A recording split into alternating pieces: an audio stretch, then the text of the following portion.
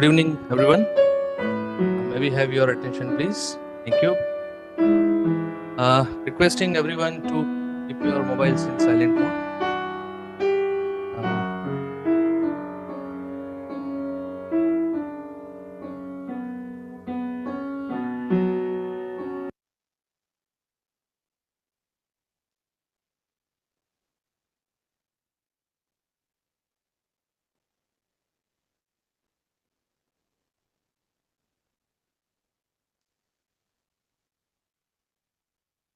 Okay.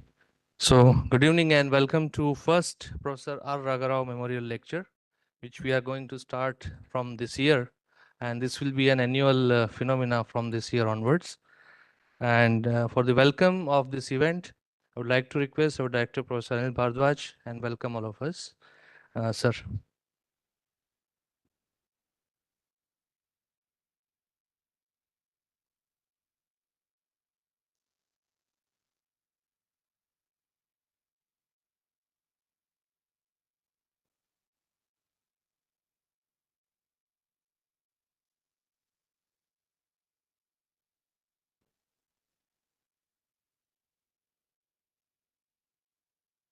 Sadan Namaskar, Goprahan, Vivadan, Emcho,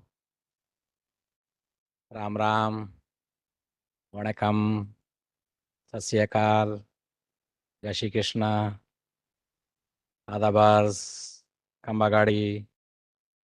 A very good afternoon.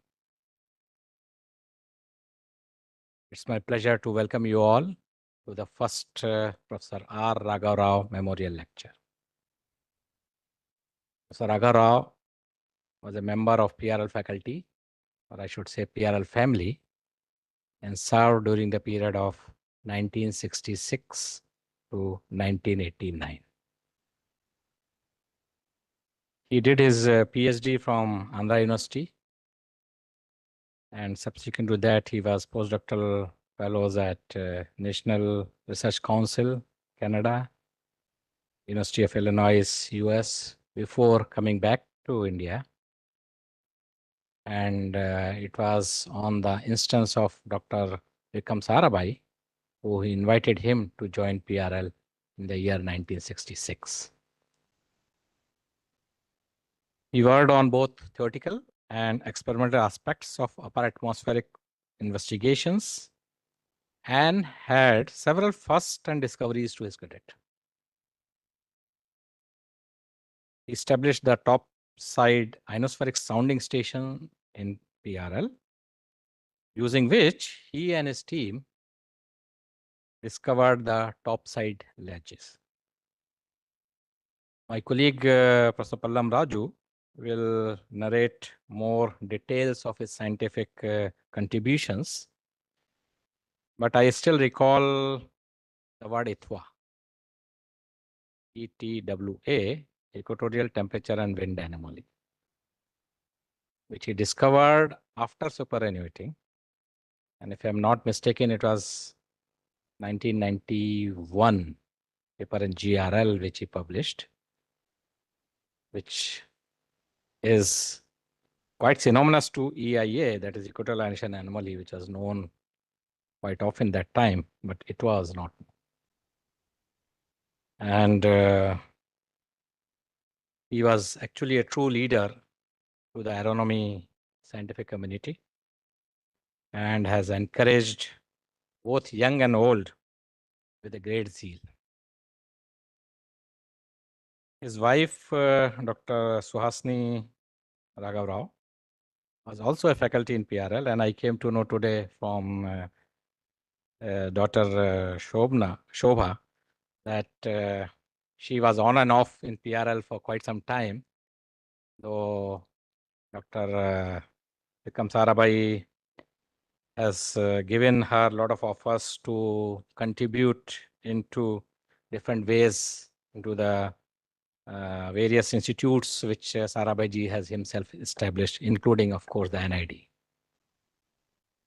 And she was also a big contributor into the research of Professor Raghavarao, because she was a doctorate in mathematics, and that's how the scientific contributions in mathematics also came in physics through her.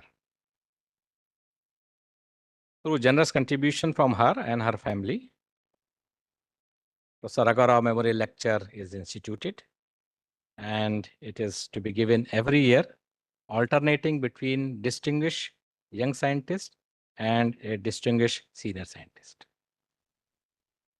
The family has actually expressed their desire last year to have this memorial lecture.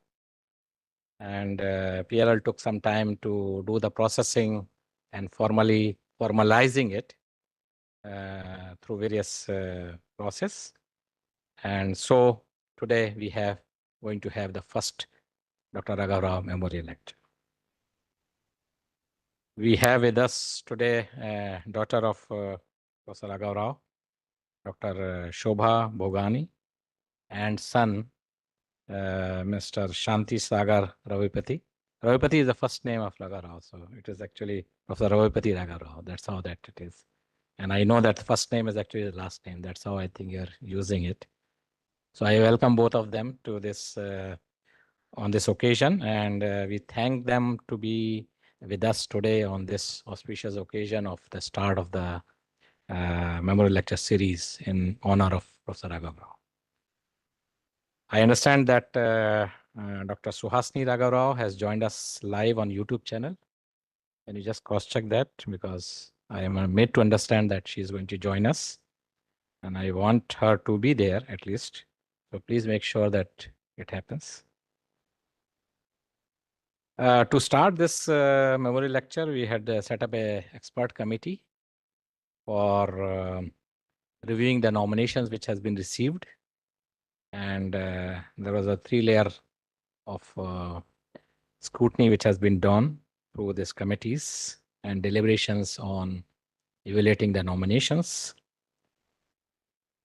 And through this process, we have the first Professor Raghavarao Memorial Lecture awardee today, who is Dr. Sanjeev Kumar Agarwal, who is here with us today from Institute of Physics in Bhubaneswar. And we congratulate Dr. Agarwala actually, on his selection for this lecture, memorial lecture, and also wish him the very best for his future research as well as endeavors. And I and we all look forward to your lecture today. So I would now request our Dean, Professor Pallam Raju, to inform us much more about Professor Raghavarao, as well as to inform the young audience who is available with us today about his contributions and to inspire with the work which has been carried out by Professor Raghavarao, both in PRL and subsequent to his superannuation also.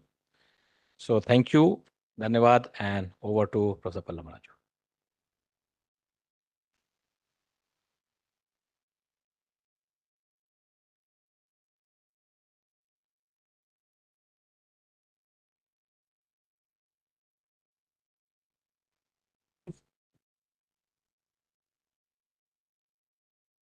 Thank you, Professor Bharadwaj.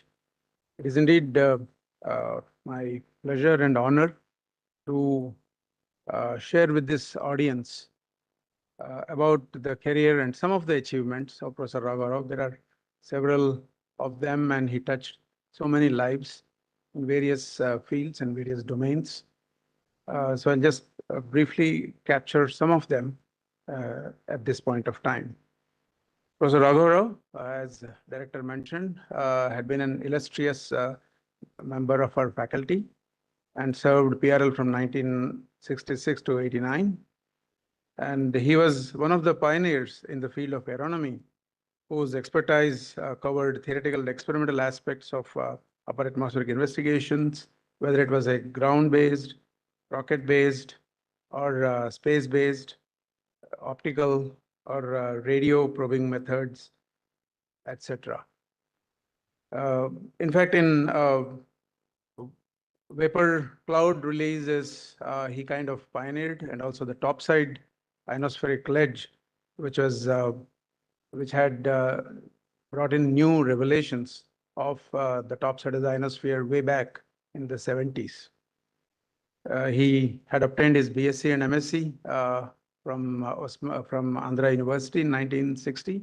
Later on, he did a couple of stints of postdoctoral fellows. One is at NRC in Ontario, Canada, and that's where I think he worked with CO Hines. Professor Colin Hines is some name which all of the people who are in atmosphere to upper atmosphere, to any of the planetary atmospheres would know. He's a doyen in atmospheric gravity waves. So he worked with him when he was in Canada. Later on, he moved to Illinois, USA, and he had also worked on 9.3 centimeter radio survey of galactic plane when he was at Canada. He was, as I understand, he was invited by Professor Sarabhai in a meeting when Professor Sarabhai saw, Professor Raghavaro's presentation, and he had a talk with him, and Professor Sarabhai said that, please come and join PRL as a faculty. And I think that's how it happened. And 1966, he joined as a faculty member of PRL. As I said, he was one of the scientists who had established the topside ionospheric sounding station in PRL during the late 60s. Using this facility, he and his students soon discovered and characterized the so-called topside ionospheric ledge. He and several of his colleagues conducted several successful campaigns of upper atmospheric wind measurements from TERLS, that is Tumba Equatorial Rocket Launching Station, by photographic tracking and triangulation of rocket release vapor clouds. So this is the region where you release a vapor cloud, and the region is not accessible either by ground-based radars or space-based measurements. That is the region where the technique is to release a trace vapor as the rocket goes up and leaves a gas which ionizes and forms a trail. And if it is ionized, it moves along with electrodynamical forcing. If it is neutral, it moves with the neutral wind. So that's how you can get the winds and then the electric field measurements. So he gave new dimension and impetus to the optical aeronomy program of in PRL that led to the formation and innovation of the Day-Glow measurement techniques and to build state-of-the-art high-resolution imaging scanning spectrometers. Many of the experimental confirmations of his early theoretical predictions have come out to be true after decades and are accepted by one and all. All through his research life, he always developed the ideas first and then went on looking into data or proposing experiments to prove or disprove those ideas. He was a selfless person with a far-sighted vision, a passion for science, and indomitable spirit of pursuing the goal to achieve new aspects or newer results. He clearly recognized talent wherever he found one and gave it wholehearted encouragement for the growth of such talent. He had played a major role through his advisory capacity in shaping the space science program in the country. He was a true beacon of the satellite aeronomy scientific community, and he was much sought after by subsequent generations, even after the superannuation and while meeting in various meetings and interactions. Most of all, he was a fine human being. He was an elected fellow of the Indian National Science Academy and a recipient of the K.R. Ramanathan Medal of INSA. He was interested in all the areas of sciences being pursued in PRL, and he was a regular attendee in all the seminars and colloquia held in PRL of all the areas and actively interacted with all the faculty of PRL cutting across various research domains.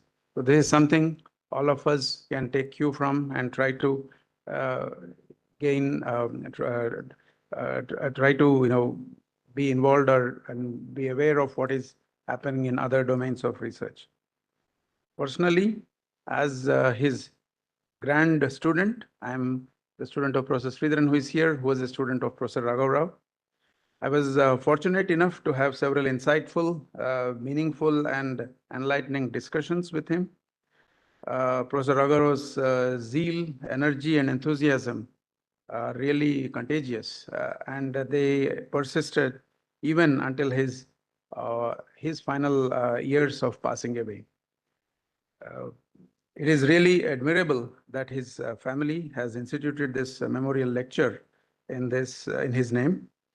It is nice that his Dr. Shobha Bhogani and son, Mr. Ravipati Shantisagar, are present here with us in this auditorium.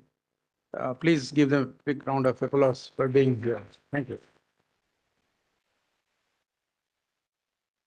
I would now like to request Dr. Shobha Bhogani to come onto the dais and say a few words and her impressions and her rationale for instituting this award. Please, ma'am.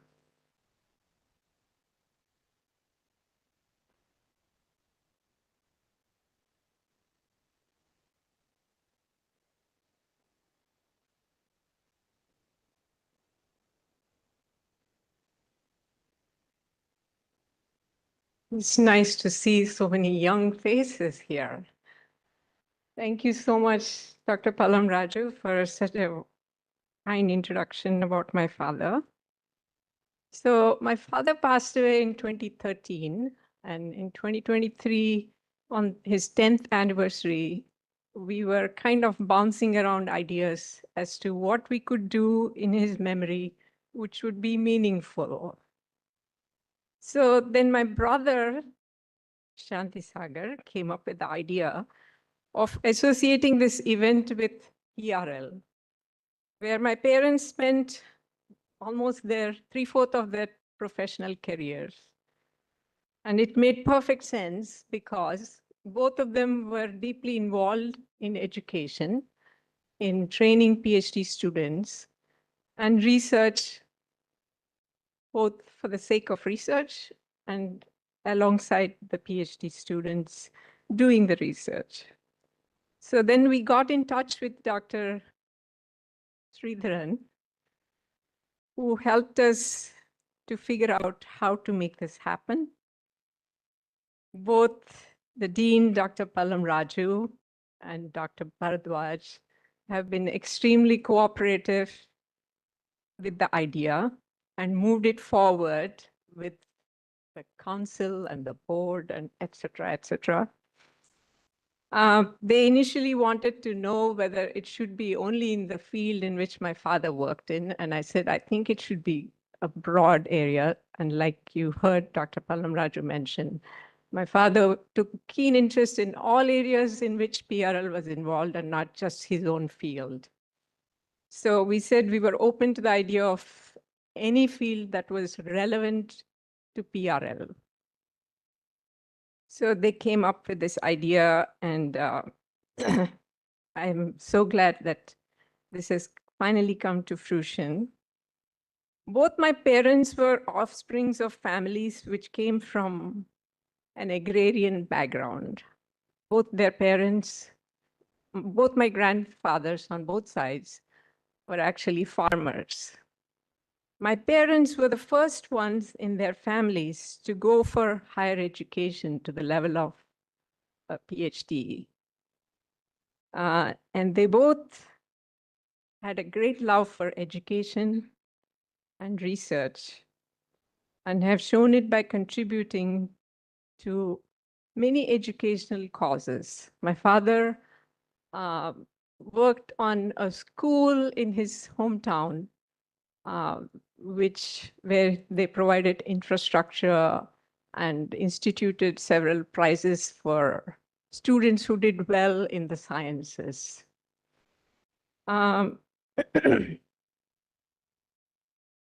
So my mother, unfortunately, could not be here, but she expresses great appreciation for PRL, which has started this lecture, and it will be the first of hopefully every year this happening.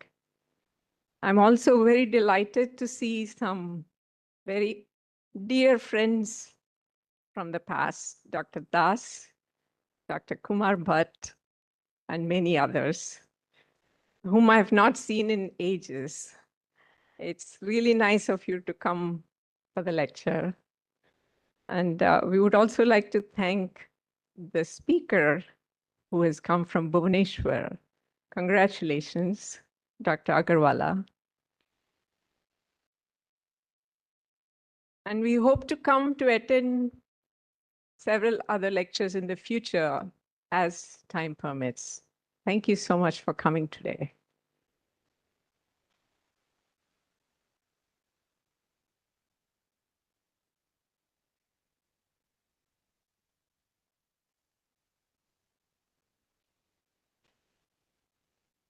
Thank you, Dr. Shobha, for your nice words and, and your rationale for instituting this award to you and all your family members. Thank you.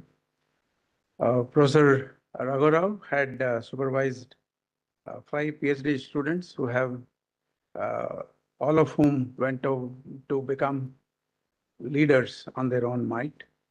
One of his illustrious student, Professor R. Sridharan, is here with us in this auditorium. And I would like to request him to please come onto the dais and share a few thoughts of his interaction with Professor Raghavarao. Professor Sridharan, please.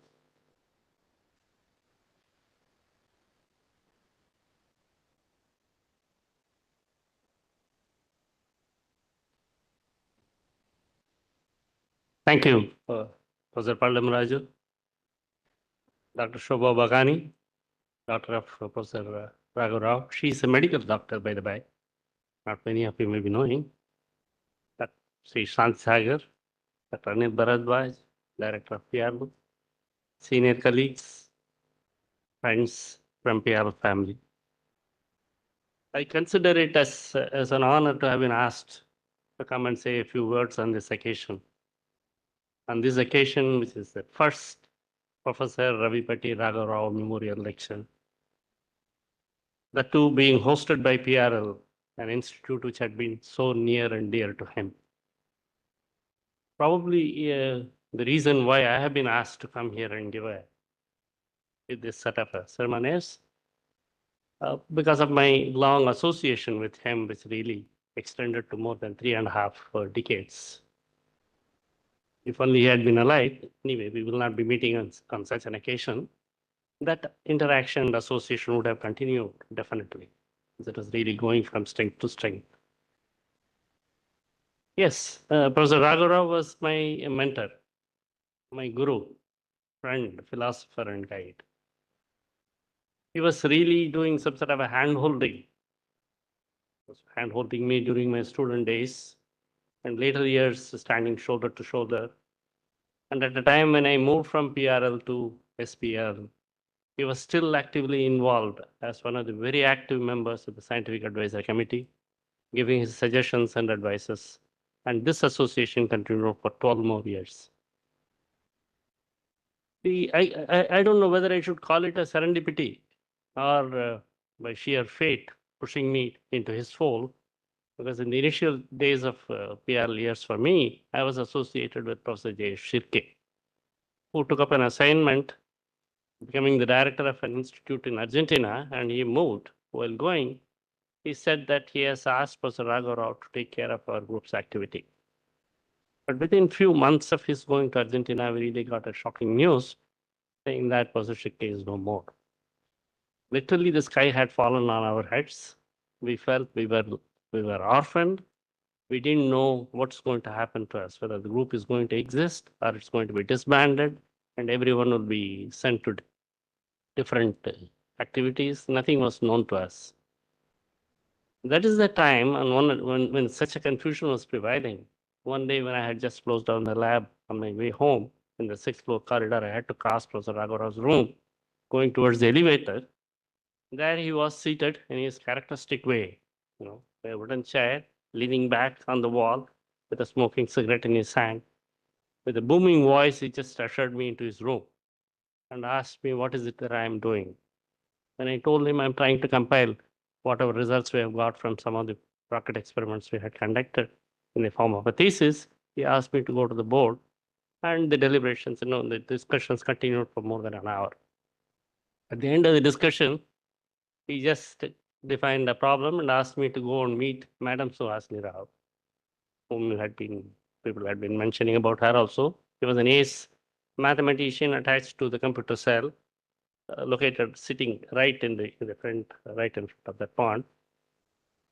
Right there, I was there right next day morning knocking at her door, and the interaction started.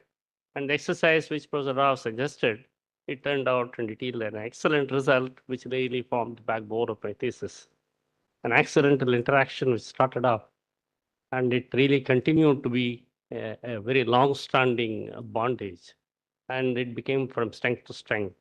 And our group seamlessly came and merged with Professor Raghavarao's group. As was pointed out by Anil as well as by Palam Raju, Professor Raghavaro's activities were multifarious. He was leading programs in different disciplines. On one hand, he was conducting vapor release experiments using rockets. On the other hand, he was mentoring the development of spaceborne instrumentation.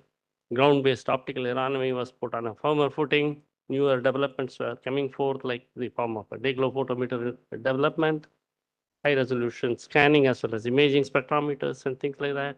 And on the third front, he was also encouraging the formulation of models of electrojet and nonlinear numerical simulation and things like that. His scientific accomplishments are literally phenomenal. In fact, each one of his students, as Professor Raju pointed out, had a discovery element in his thesis. For Shivaraman, it was the topside ionospheric ledges. For Prabhakar Sharma, it was the ledges and counter-electrojet coincidence and the neutral anomaly he conjectured at that time itself. For Anand Rao, it was the formulation of the electrojet models and showing that the upward winds could reverse the electrojet itself. In my case, it was the nighttime electrodynamical processes redistributing the ionization. And for Shager, it was the nonlinear numerical simulation for the equatorial phenomenon, equatorial spread of phenomenon, an enigmatic phenomenon even today, and the role of neutral winds, the vertically downward winds, playing a very crucial triggering role in destabilizing the region of the ionosphere. So after his post-retirement, he took up an assignment with Goddard Space Flight Center that was also mentioned about here.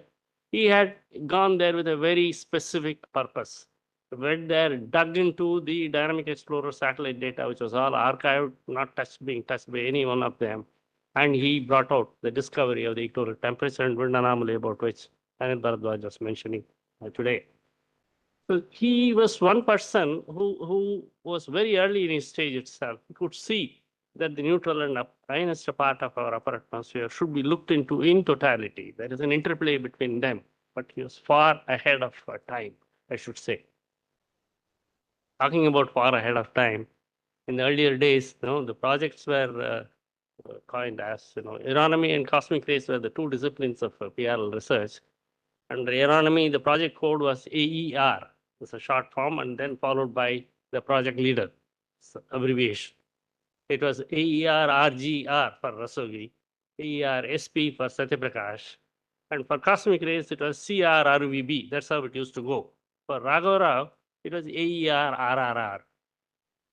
So even there, he was well ahead of time. Only a couple of years back, RRR was hitting the global scenario, I should say. But he was too early to really see to it the intricate play between the equatorial geophysical processes. Another hallmark of Professor Raghavarao is, I have 1 or 2 minutes. Hallmark of Professor Raghavarao is his characteristic inquisitiveness, And he had a knack of really seeing through things. Far-sighted he was, much farther than what normally we all could see. And then his approach also had been very, very meticulous in attacking a particular problem. And the inquisitiveness, Raju pointed out that every seminar he used to attend, there was not a single seminar without Professor Raghavaro's questioning the speaker. He was very well known for that. He was known to such an extent that during one of the theoretical area presentations, another senior scientist, Professor J.C. Parikh, who is unfortunately no more with us, he was representing the theoretical area, and he said that not seeing Professor Raghavarao on that day in the auditorium, he blurted out saying that, oh, today we came fully prepared to face Raghavarao. Unfortunately, he is not here. So to that level, he never spared any speaker. He goes after the speaker to his cabin after the lecture, sits one-to-one, and then tries to get his doubts clarified. To that level, he was meticulous in his approach. As a person, he was a very forthright person with very strong conviction, a very tough boss, very difficult to satisfy, and he used to keep on moving the goalpost. But the main objective had been to get the best out of the people concerned. Once you go closer to him, you realize probably this man is a very kind-hearted person, full of compassion, and the well-being of his colleagues and subordinates had been above all for him. When I was thinking of an analogy, I could think of a coconut only. Outside very hard, and inside you have fantastic tasty kernel. In fact, it should be more. It's a tender coconut. So that level it goes. So Raghavarao, in fact, he had a knack that was also mentioned by Palam Raju here. He had a knack of identifying the potential in every individual, especially the younger scientists. And if he sees a spark somewhere, anywhere in any individual, he will voluntarily go to him, encourage him, motivate him, inspire him, and finally he used to project him also. It's not necessary that he should be a person working in his own discipline. So irrespective of the discipline, whosoever it is, wherever he sees talent, he was always there to go and lend a hand and then push him up. And that was his characteristic feature. So we can go on talking about him, the way in which he had been nurturing people, encouraging, standing by the side, supporting. It's endless. I mean, I just don't have time to do all that. But it's only befitting, I should say, that for a scientist who is par excellence, who is really who's a very kind-hearted person, very fine soul, it's only proper that we have something in his memory. And this initiation of this Ravipati Raghavarao Memorial Lecture by Professor Raghavarav's family needs to be complimented and probably should be appreciated. And the kind gesture of PRL coming forward to support this lecture program by hosting it year after year also needs a very special mention. At this juncture, while conveying my very best wishes to the awardee and my best wishes for this function and program, I thank you once again for giving me this opportunity. Thank you.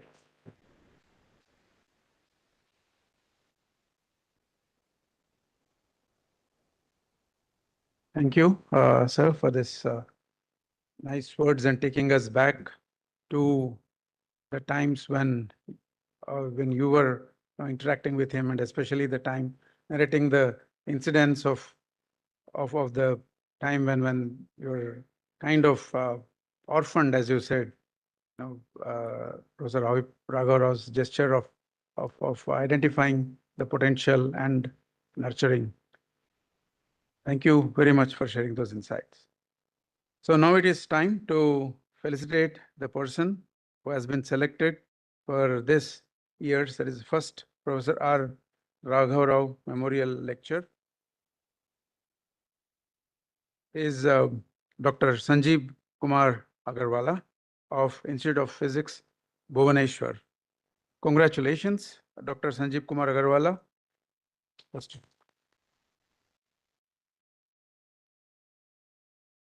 He will be presented with this with a silver plaque and a citation. But first, I will request Dr. Agarwala to please come onto the dais and please stand here, please. Yeah. You come up to the dais.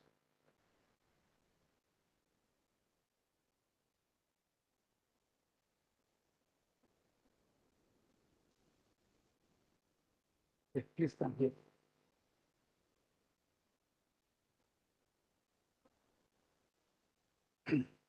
Okay. So, Dr. Sanjeev Kumar Agarwala, Institute of Physics, Bhubaneswar, is selected for the first Professor R. Raghavarao Memorial Lecture for the year 2024-25 in recognition of his significant contributions to neutrino physics, which has enhanced our understanding of the fundamental particles and their interactions. Signed, Anil Bharadwaj, Director, PRL, date 21 February 2025. So this is the citation, and this recognition carries the plaque, silver plaque that you can see here, and the citation. I will now request Dr. Anil Bharadwaj, Director, PRL, to please accompany the family, to please come onto the dais to give away the plaque and the citation to Dr. Sanjeev Kumar Agarwala.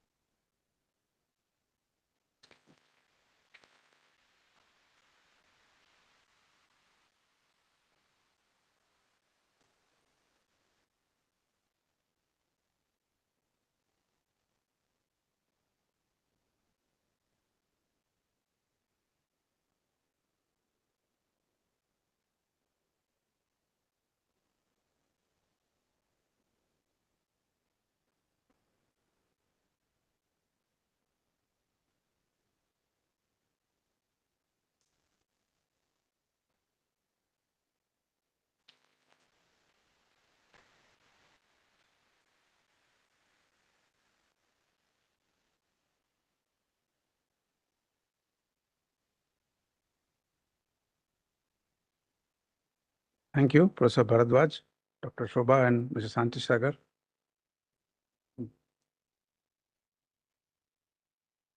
Thank you, Dr. Agarwala. Please have a seat. Anish, नहीं अभी introduce करें.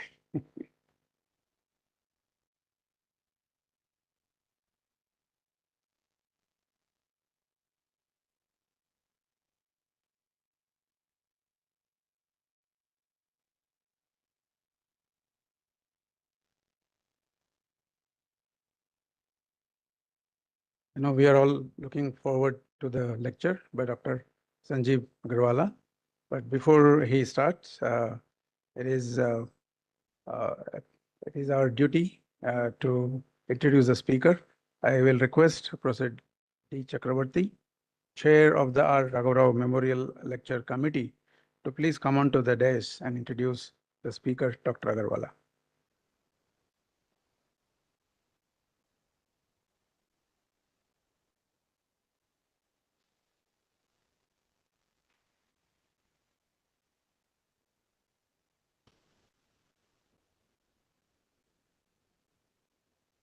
Yeah.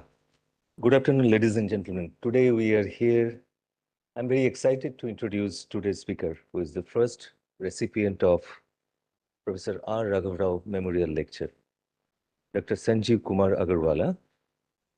Dr. Sanjeev earned his BSc degree in physics from Scottish Church College, affiliated with University of Calcutta, some of you may know, in 2001, and MSc from University of Calcutta in 2003.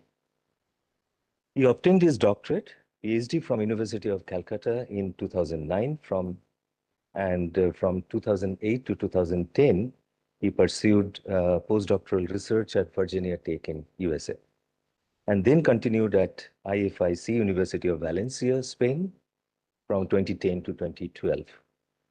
After returning to India, he joined Institute of Physics, which is in Bhubaneswar. Dr. Sanjeev Agarwala, he specializes in high-energy particle physics and astrophysics, with a primary focus in investigating the fundamental properties of massive neutrinos. He is a specialist in neutrino physics.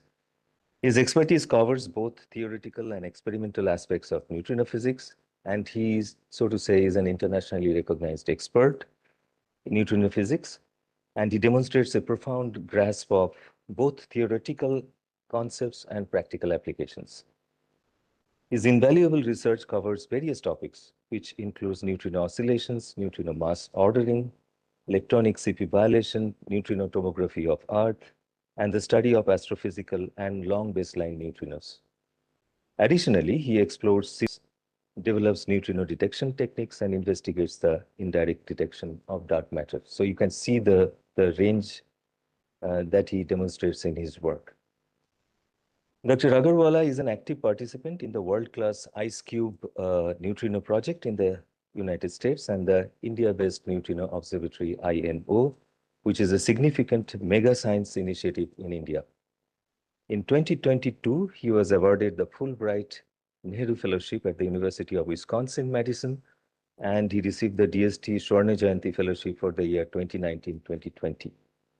He was honored with the prestigious B.M. Birla Science Prize in Physics in 2018 and N.S. Satyamurthy Memorial Award in 2020.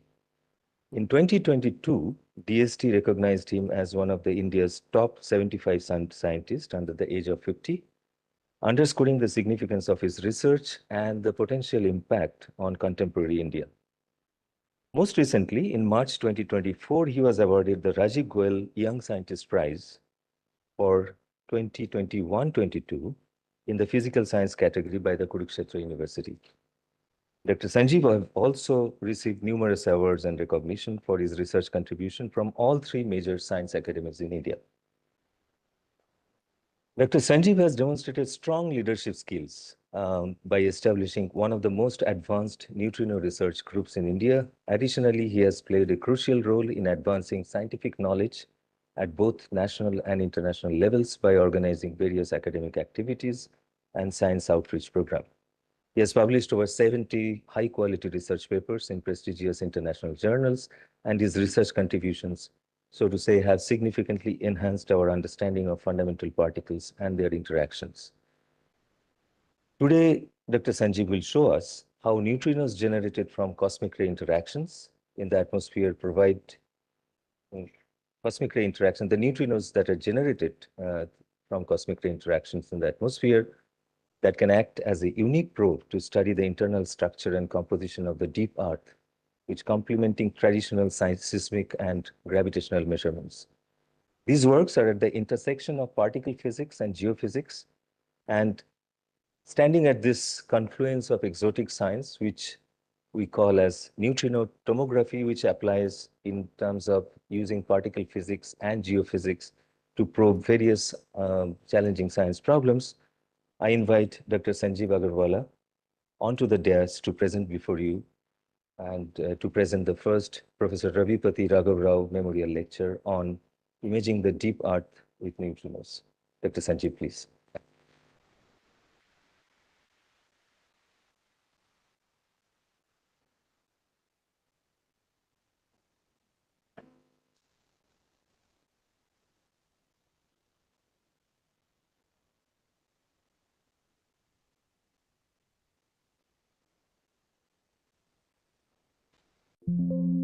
Yeah, sure.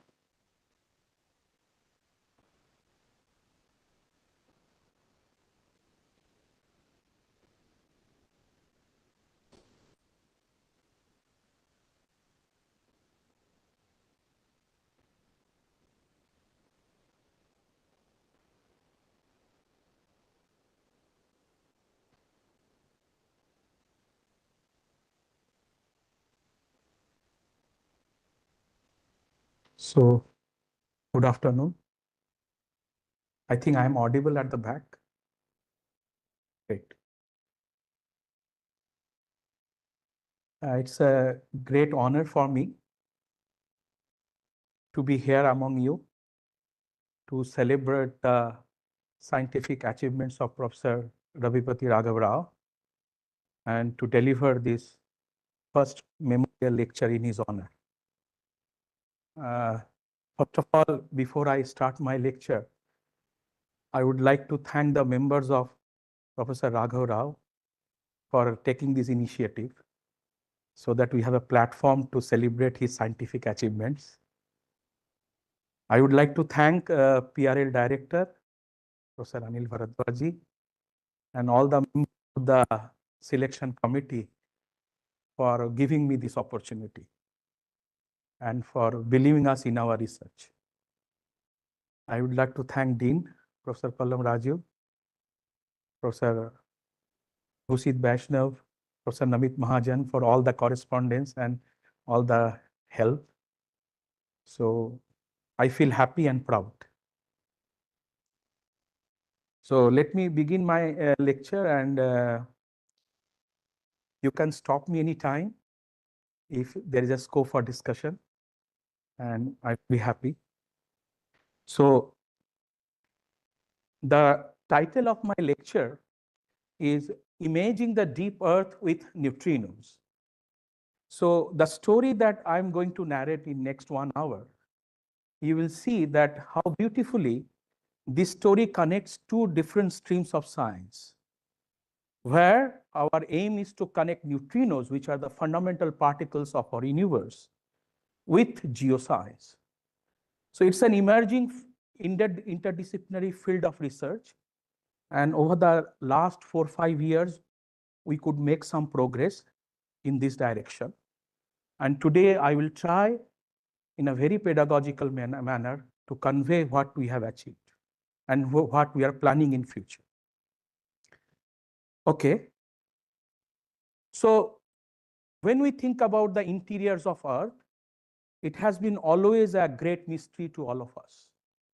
And whenever I think about what lies inside the Earth, I always find this book, and you see the title, Journey to the Center of Earth. So it's a science fiction written by a famous French novelist, science fiction writer, Jules Verne. And this is the front cover of an 1874 English translation. So a few years back, I just found this book and I was reading through this and I found what can be an imagination of a poet, that what lies inside the Earth basically. So it has been a long-standing puzzle, no doubt. And active research is being pursued. And we also thought that, okay, can we contribute along this direction? The regions deep below the Earth's surface, which we call Earth's interior, are inaccessible. There is no wonder, because the temperature is huge, very large, pressure is huge, and the environment is extreme. So it is difficult to have direct probes of our deep interiors inside Earth. So we need new probes. And there are several ways to look inside the Earth scientifically. Okay. And I just mentioned about this book, but if you just study that, everybody, even novelists, poets, playwrights, they all have their own imagination about the interiors of Earth. But today we will be talking about some scientific method. Okay. So recently during COVID, we came up with this idea of multi-messenger tomography of Earth, which we abbreviate as MMTE in this paper. So the idea is that can we club all the various information coming from various probes which are dealing with the interiors of Earth? Can we combine the information to have a better picture of our interiors of Earth? That was the idea. So when you think about how do we get to know about the interiors of Earth, the first thing that comes into mind is the gravitational interaction. From gravitational measurements, we know the mass of the Earth, total mass, and the moment of inertia very precisely. Then we have these seismic waves from earthquakes, and these are basically waves of acoustic energy that travel through the Earth or over the surface of the Earth, and they can reveal the internal structures and identify the large-scale variations in matter density and properties. They can reveal that, okay, there is a high-density core and a low-density mantle. But then there is a new candidate in the picture, is called neutrinos. And I will explain this in my lecture today. So when we think about neutrinos, which are the fundamental particles in our universe, we can use their oscillation property, because these neutrinos oscillate when they are at lower energies. And these neutrinos are colorless, so they don't take part in strong interaction. They are chargeless, so they don't take part in electromagnetic interaction. They are very, very tiny mass, so their gravitational interaction is very, very tiny, so they only take part in weak interaction. So the idea is, can we use neutrinos to provide an independent probe of our deep interiors of Earth? So there we can use this neutrino oscillation, and when neutrino oscillates in space and time, if they encounter any matter, then there can be a coherent forward scattering of these low energy neutrinos with ambient electrons, and it can modify the oscillation pattern. Now, if you can measure those oscillation pattern precisely, you can infer about the ambient particles, ambient matter distribution. If your neutrinos are at very high energies, the energies about tera electron volt or peta electron volt, then these neutrinos can get absorbed inside the Earth. And it can also reveal the information about matter distribution inside the Earth. And it is called neutrino absorption tomography. So I will discuss about these two basic ways how neutrinos can be useful. Recently in 2002, an experiment in Japan called Camlern, they also observed geoneutrinos from the inside the Earth. And by studying these geoneutrinos, which are mainly coming from the mantle, we can disclose information on the radiogenic contribution to our Earth's heat budget. How much these radioactive elements are contributing to the total heat budget of Earth can be inferred if we can study those geoneutrinos. So the whole idea that we have been working on, can we combine all these information? Can we create a platform, a scope to have rigorous discussion between geophysicists and neutrino physicists or high energy particle physicists, so that we can communicate to come up with a platform to combine all the information? And in fact, we organized 2 workshops along the directions where people from both the communities participated. So this is the idea. So let me begin. I will just spend a minute on gravitational measurements. So from gravitational interactions, we know the radius of the Earth, the moment of inertia, and the mass of Earth very, very precisely. You can see how precisely these numbers are known to us. Now, if you see, for a given mass of the Earth and the radius, if I give you these 2 quantities, you can immediately calculate what is the average density inside the Earth. And it comes out to be around 5.5 gram per centimeter cube. But if you just dig the soil, just in your backyard, some instrument, and you will see that the density of the ordinary rock is around 2.8 gram per centimeter. So it suggests that the density near the center of Earth could be higher than 5.5 gram per centimeter. It's obvious, right? Then if Earth would have been an uniform sphere, then the moment of inertia should be around 0.4. But the measured quantity is 0.33. So since the measured quantity is less than what you expected, it immediately tells you that there is a more matter is concentrated near the axis of rotation. So gravitational interactions provides lots of information when you start thinking about Earth. And those we know from our school days. Then very briefly, we have earthquakes all over the world.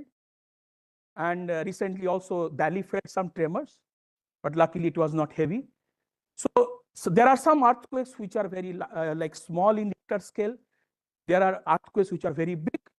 But when earthquake happens, these seismic waves, they can propagate over the surface of the Earth or inside the Earth. So the waves that propagates on the surface, we call surface waves. And the waves that goes inside the Earth, we call body waves. And how do you measure those seismic waves? With the seismometers. You can see I have just put a picture. This is a typical seismometer. And this is the seismic wave that you detect in those seismometers.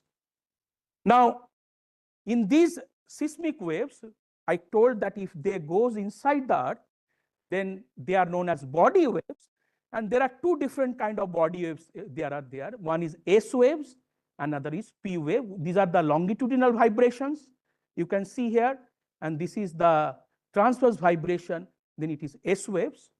And what we do, we invert the seismic data to obtain the velocities of these S and P waves. And these are given by these simple expressions. So let us see these expressions. These velocities of seismic waves depend upon the elastic constants of the material through which they are propagating, such as density, bulk modulus, and shear modulus. Now you can see S waves, they are the slower waves. They are slower in the, and they are fastest. And here you can see if there is some part inside the Earth is liquid in nature, then this quantity is 0. That means S wave cannot propagate through the liquid outer core. So I'm giving you a rough example that how by studying the propagation, the velocity of these S waves, we could infer that our outer core is liquid in nature, because there was no propagation of S waves through our outer core. And this could happen, from this relation you can see, because the liquid should not have any shear. So there should not be any propagation of S waves. So just I am giving an example. I am not a geophysicist, but how these seismic waves are helping us to get the information of interiors of our Earth. Now I will come to you to tell you about this preliminary reference Earth model. This is the model, this is the information that we use when we deal with neutrinos. So what is this preliminary reference Earth model? So you have this seismic wave data from earthquakes, you do their inversion, and you use the information from your gravitational measurements that you know the mass and the moment of inertia very precisely. And if you club them together, then you will get this picture. What will you get? So I would like to draw your attention on this figure. In the x-axis, I have the depth inside the Earth. And in the y-axis, we have plotted the velocities of these S and P wave. You can see the blue line is the velocity of the P wave, and this green line is the velocity of the S wave. And this is the radial density distribution along the depth. This is by the red line. Okay. This is what the picture we have when we add gravitational measurements plus seismic wave data. This is called the preliminary reference Earth model, and this knowledge we have since 1981. Recently, there are study of meteorites and rock samples from crust and mantle, and in lab, we are performing high pressure experiments. Okay, this is called deep earth mineralogy. And now if I combine this information with PREM, I could get the chemical composition that we have inside the Earth in mantle and core. I hope this picture is clear. Okay. So as far as upper mantle or lower mantle is concerned, we have mostly silicate materials. I have mentioned the elements over there. and the benchmark composition is called pyrrolite. And the Z over A is the ratio is around 0.496. When we go inside the core, which is the denser part, we have the outer core, which is liquid. I just mentioned it is liquid in nature, so there is no S wave propagation through outer core, and the inner core is solid, and the benchmark composition in inner core is iron nickel alloy, and which has a Z by A ratio around 0.466. And there are some question marks. Are there some lighter elements inside the outer core? And this is a question we believe that neutrinos can shed light on. So this is an open question. There are many other open questions, but the open question that after discussing with our geophysics friends, we realized this is the area whether there are lighter elements in outer core. There are models which predicts that there could be some lighter elements inside the outer core. Whether it is there or not, neutrinos may help. Okay, so since I am a neutrino physicist, without taking much time, I will introduce neutrinos. So here, this is the basic standard model of particle physics. You can see all the fundamental particles here, all the carriers which are responsible for various interactions, and we have the Higgs boson, which is responsible for giving masses. So here you see the neutrinos, which we are going to discuss today. So we have, after photon in the universe, neutrinos are the second most abundant particles. So they are interesting. We have 3 active neutrinos. When I say active, means they do take part in weak interaction. We have that evidence. They are spin half, they don't have charge, they are neutral, so it is very difficult to detect these particles. In fact, when they were postulated, it was assumed that we will never ever be able to detect them. So detecting these neutral particles was a challenge, and we have overcome that challenge. And only coupled to weak force, and a light year of lead would stop only about half of the neutrinos coming from the sun. So you can see how weakly they are interacting they are, okay? And they're almost massless, at least 1,000,000 times lighter than an electron that you can think of. Okay, so you see neutrinos are unique. There are many interesting properties which sets apart, these particles from other particles. And almost 100 trillion neutrinos pass through our body every second. You are sitting here and you can't feel them, how weakly interacting they are. But still I'm talking, we can use these neutrinos to penetrate our Earth. So that is the story.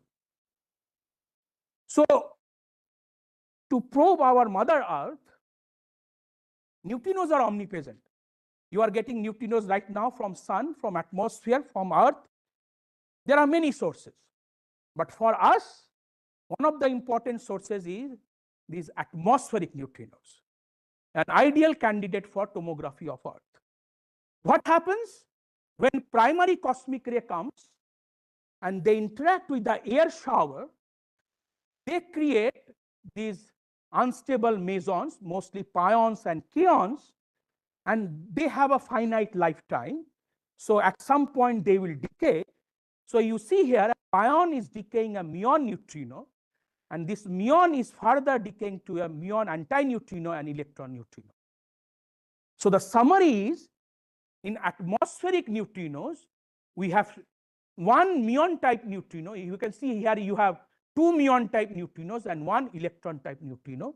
So the ratio is 2:1 when you think from the flavor wise. And we have a very good knowledge about the flux of these atmospheric neutrinos. If you want to use some probe to measure something, you should know its property better. So we know for last century of study that what is the typical flux of these atmospheric neutrinos, and in this plot I am showing you that. So at lower energies, the flux is very high, but when you go to higher and higher energies, flux falls very steeply following a power law. Okay, so this is the typical atmospheric neutrino flux spectra. It is almost isotropic. So you have around Earth the atmosphere, and you take any segment. from there you get equal amount of atmospheric neutrinos. And the flavor composition, that how much electron type neutrino is there, how much muon type, it is very well known. Okay, and we have wide range of energies. Okay, not just like a tiny range, you have a wide range, and it follows a power law. Okay, so we are going to deal with these atmospheric neutrinos in the remaining lecture. In fact, I would like to share with you that these atmospheric neutrinos were first detected in India. And this is the classic paper in 1965, published on 15th August, Physics Letters. And this is a collaboration, and they could detect these atmospheric neutrinos in the polar gold fields. Okay, this detector was there for some different purpose, but they could discover atmospheric neutrinos. And soon after, there was another discovery in Johannesburg in South Africa, and this paper was on 30th August. So India was one of the pioneers to detect these atmospheric neutrinos. Now you can ask me, okay, you have these atmospheric neutrinos, so what? You need to detect them in your detectors. Do you have detectors? Yes. So here I'm showing you that there are many experiments all over the world we have where we are detecting atmospheric neutrinos, or we plan to detect them. Let's see. So here on the upper row, you can see, I hope you can see my cursor. So these detectors are very huge detectors. This is called Super Kamiokande. It's a water-based detector in Japan, and it has been running successfully over the last 20 years. And now they are planning to go a bigger version called Hyper K, and it will be like 6 to 8 times bigger, and it will be online by 2030. And they have successfully observed these atmospheric neutrinos over a wide range. And in future, they will detect more atmospheric neutrinos. There is no doubt in that. In the Mediterranean Sea, we have this CAM3 or the ORCA detector. You see the size. The detector is in the ocean. Its size is around 6 megaton. And then we have in the Antarctica ice, the ice cube detector that I'm going to talk about. So these are huge neutrino telescopes, and they are efficiently detecting atmospheric neutrinos. There will be another detector close to Fermilab. It's called DUNE, Deep Underground Neutrino Experiment at Homestake Mine. They are also going to detect these atmospheric neutrinos. Now, I told you that atmospheric neutrinos have a wide range of spectra, correct? Now, when you want to do the tomography at lower energies, you should rely on these detectors. But when you are going to higher energies, then your flux is falling. So the number of neutrinos are very less.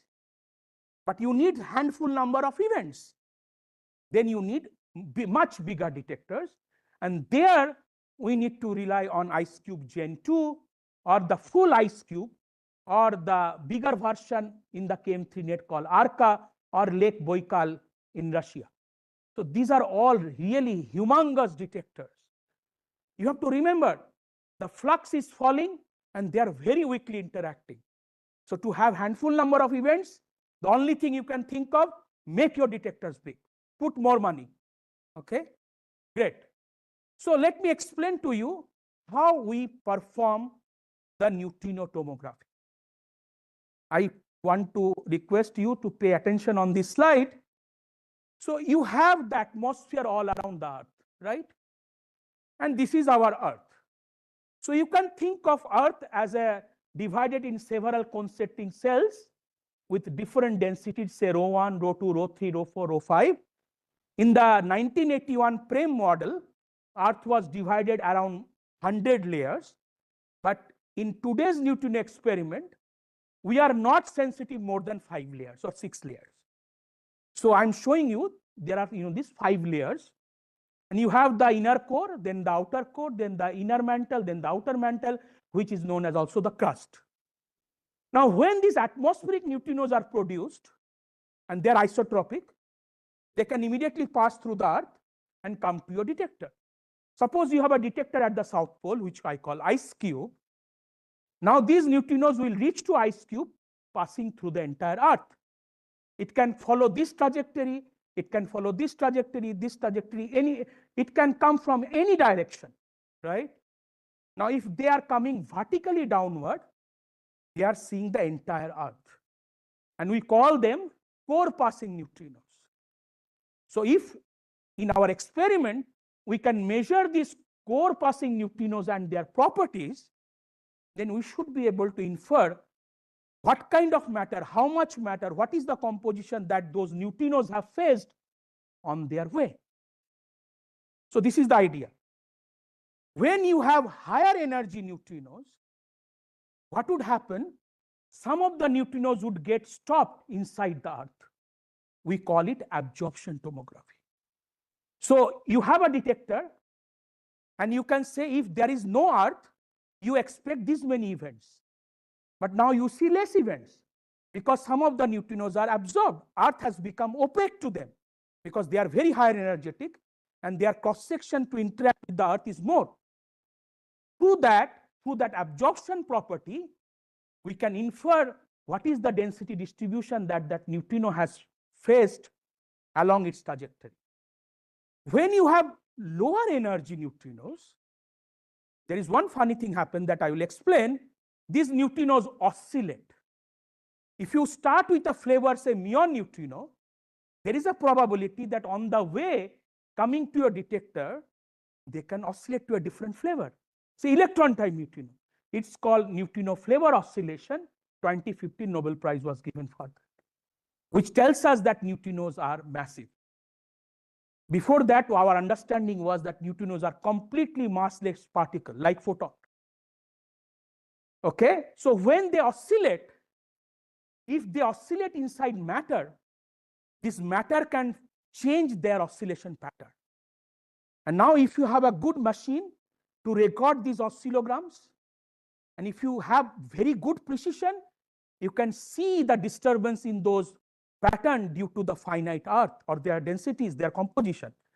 And you can perform the oscillation tomography. So before I go in little bit further detail, here is the concept. Okay, so if you have any question, you can stop me. Otherwise, I will further reveal and we can discuss at the end. So let me first talk about this absorption tomography, which happens when your neutrino energies are very, very high. So you can see these are the energies which are beyond the collider at CERN. In CERN, we have a maximum energy of say 15 TeV or 30 TeV, right? This is our future goal. But you see the numbers I'm talking about? These are 200 TeV, some PeV. So I'm talking about those high energy atmospheric neutrinos. So suppose if these neutrinos are coming totally vertically downward, then you see all the neutrinos which are above 30 TeV, there's a probability that they will be stopped. They will not come to your detector. When they are coming with some angle, then you can get neutrinos with some higher energy because the matter is less. Okay. So using this property in ice cube experiment at the South Pole, we are analyzing their data. They have collected in the last 10 years huge amount of data that how much neutrinos get attenuated inside the Earth. And I'm happy to reveal that we are indeed now seeing a 5-layer structure inside the Earth, that Earth has 5 layers using these weakly interacting neutrinos. Okay, so this is a study in progress. And you can see that our best fit is almost close to what Prem is predicting over the last 30 years or so, 30, 40 years. Okay, so this is absorption tomography. And there was a Nature paper by a separate group, individual group from Spain in 2019, where they just used 1 year of ice cube data, and they could reveal that they can see 5 layers inside the Earth with this much error in each layer. So this is the uncertainty in the density in each layer as measured by neutrinos. And they made a forecast in 2019 in their paper that if you wait for 10 years, you will be here. This is the red posterior probability distribution. This is the uncertainty if we have 10 years of data. And now we have 10 years of ice cube data. So we expect that we could reveal our inside Earth with this much uncertainty with 10 years of data. We have the data now, and the analysis is under progress. Now I will switch the gear about neutrino oscillation tomography, where we have made some fundamental contributions. So let me spend few minutes about neutrino oscillation. So as I told you, we have neutrinos from various sources. So if you take solar neutrinos, neutrinos from reactors, when you have reactors which provides electricity, you have these beta decay processes and you get electron antineutrinos. Then you have these atmospheric neutrinos I talked about. Then you can also produce neutrinos in your lab, which are called accelerator neutrinos. Now, when we study these neutrinos over the last 3 or 4 decades, one interesting property we have learned. What is that property? If you allow those neutrinos to propagate in space and time, they have a tendency to change their flavor. So from the sun, we always have electron type neutrinos. But when we detect them at the Earth, we see half of them are muon type, half of them are electron type. This is called neutrino flavor oscillation. And now it is a very robust phenomena. From all possible neutrino sources, we have established that neutrinos do oscillate.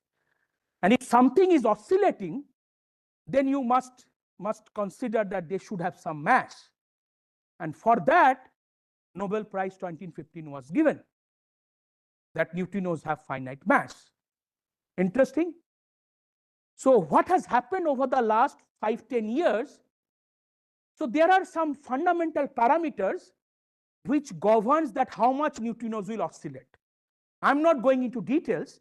So there are 6 fundamental parameters, and I am happy to share that now we are measuring those parameters quite precisely. You have to believe me on this. You see, there are 6 panels here which are telling you the status of 6 oscillation parameters. And what are these lines? These are the measurement by 3 different groups all over the world. So you see, their measurement is telling us that they have almost same best fit values, and this is the error bar. You should just focus on these numbers. This is the relative 1 sigma precision on these parameters, and this picture is very, very satisfying. Because when you know how much neutrinos are oscillating, the first picture is clear to you. Then you can ask, okay, if they have faced some matter, do they cause some perturbation in their oscillation? So to study that, first you need to know their mother oscillation parameters. And since now we are under control on this, we are asking the question, okay, if neutrinos are passing through matter and they are oscillating, can we infer about the properties of the matter that they are passing through? This is the idea. So what is this matter effect? Because when neutrinos passes through matter, any matter, it can be sun, it can be earth, it can be supernovae, there are some strange thing happens. It's called Earth's matter effect or matter effect in any celestial body. So this idea was given by Mikhail, Wolfenstein, and Smirnov. It's called MSW effect. So what happens if neutrinos faces matter on their way, and when they are at lower energies, that can change their oscillation pattern significantly. And this is what we want to probe in our experiment. And especially if you have core passing neutrinos, then these neutrino oscillation probabilities can amplify by huge amount, and this is called parametric resonance. So if you see those resonances in your data, you could infer about the properties of core. This is the one-to-one correspondence. If you see this parametric resonance in your oscillation data, that is happening because there is a high density core. And if you measure these resonances better, you could measure the properties of core. This is the mantra. Okay. So here, I'm just, without plots, our life is dull. So I'm showing you a plot which was made by my student. So here, this is the neutrino trajectory. So suppose you have a neutrino, you shoot it from here, which is passing almost 11,000 kilometers inside the Earth and coming to your detector. Suppose this detector is at PRL. Okay. Now, this is the oscillation probability. So this red line is telling you how much a neon neutrino, which is produced in atmosphere, can oscillate to electron neutrino. That's why I'm calling nu mu to nu e. Now, this is the red is telling you this will be the oscillation probability if Earth would have been uniform.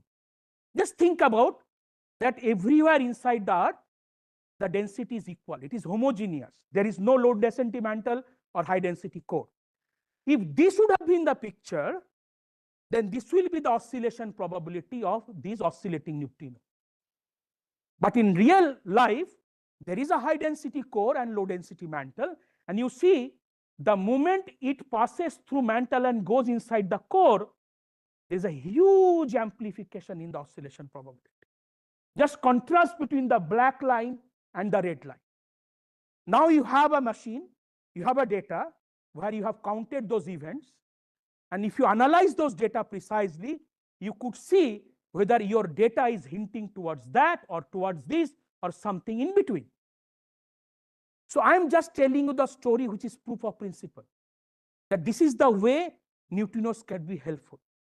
You measure this oscillation pattern and see with which it resembles well. If there is a Earth which is homogeneous, you should see this oscillation probability. If it is like frame-like, then you should see oscillation. And there is a huge gap between these two. Okay. So this is the whole idea of neutrino oscillation tomography. Okay. So let me give you another picture. Here I have plotted the energy of the neutrino, the fundamental particles that we are talking about. And in y-axis, we have its oscillation probability, that how much it will oscillate from nu mu to nu e. Okay.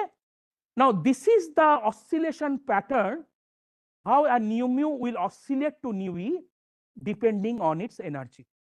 So you see a peak here. This peak will happen in mantle when neutrinos are passing through mantle. The moment it will pass through mantle and goes inside the core, because you should not forget this picture. Please remember this picture. When a neutrino is entering, it will go through the subsequent layers. It will pass through first mantle, then core, then again mantle, right, to reach your detector, correct? So if this is happening, then you see in the mantle, you would see this peak. This is a peak because of the core mantle boundary, because there is a high density core and there is a low density mantle. That's why the second peak happens. And when neutrinos are already inside the core, this third peak would occur. Now you have a detector. If its resolution is very good, you should be able to locate the location and the height of this peak. To confirm with you, you may say, okay, it's a story, Sanjeev. You can just draw a plot and show me. Okay. Now, if you say that there is no matter inside that, a toy model. If Earth would have been vacuum, then this oscillation pattern will follow the green line. And if inside the Earth, the density is uniform, then it would follow this magenta line. So I'm just telling you how the whole concept works. Okay. These are the oscillation probabilities of neutrinos in GeV energies, which we are measuring in our experiment. If we measure it precisely, it will correspond to what matter profile they have seen inside the Earth. Okay. So this is the idea. And now here I am telling you the same story in 2D plane, where this is the arrival direction of the neutrino and this is the energy of the neutrino. And if you see these perturbations, you see there are some structures over there. These are happening because there is a matter inside Earth. These structures are appearing there because there is a low density mantle and high density core. And this structure is appearing because you have a wide, huge mantle inside the Earth. If there is no matter effect, then you will not see any this kind of structure inside this oscillation pattern.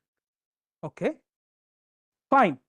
So the next summary is, if you believe in neutrinos, if you believe what I said, and if you work hard for next 20 years, my bet is that it can provide you an accurate 3D density distribution of electrons inside the Earth. This is the summary.